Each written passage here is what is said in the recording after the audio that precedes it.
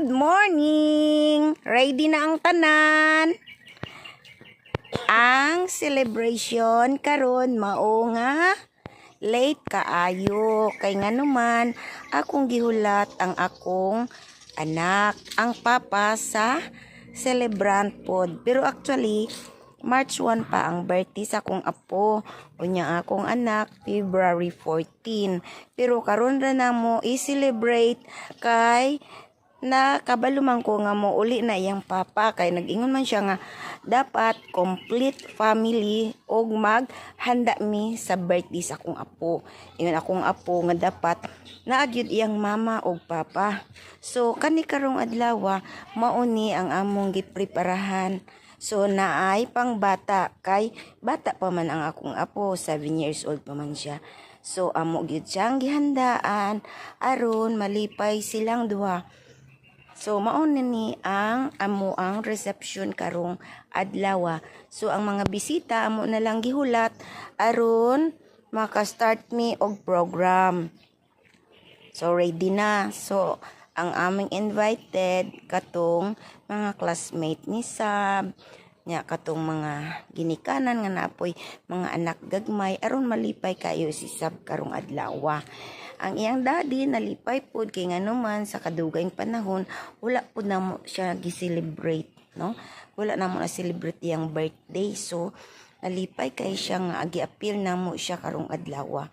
So mao ni ang senaryo sa among okasyon karong adlaw. So naghulat na lang mi sa among bisita nga mga bot. Nindot pud kayo ang panahon karon kay ni duyog pud siya, wala ni ulan. Actually gabi nagtaligsik kulbaan mi kay basig dili mi mahuman sa amo obligasyon karong adlaw. So human naman ta diri sa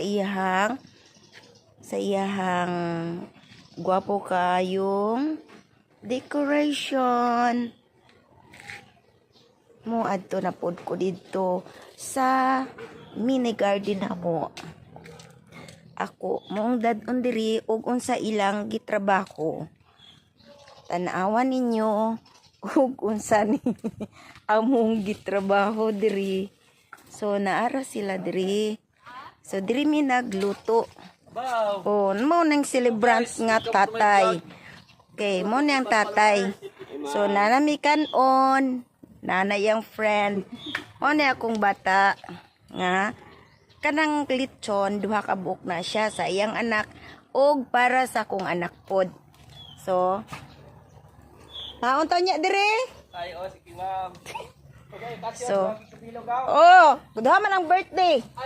Oh, mo na akong umagad ug ako ang pagumangkon oy shout out daw nya kani friend ni Jungjong og ni Nunoy tanawa ilang litson Gisi tanan.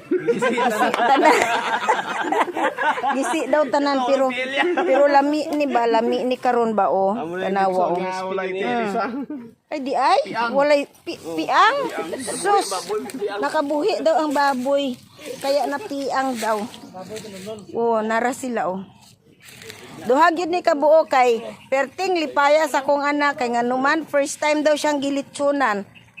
So gisabay sa birthday po siyang anak actually sa akong giingon na ganina late celebration ani kay ang sa kong anak February 14 nya sa iyang anak March 1. So daghang salamat sa mga nagtabang ani. Thank you very much. Ang mo direbe aron naasad mo'y incentive sa kuha. Kadi lang akong incentive sa inyo ay ang videohon ta mo. Lipay kay sila tanawagot.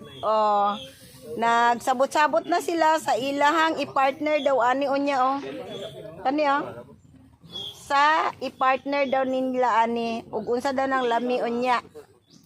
So nagsabot-sabot na sila. Okay, thank you for watching once again.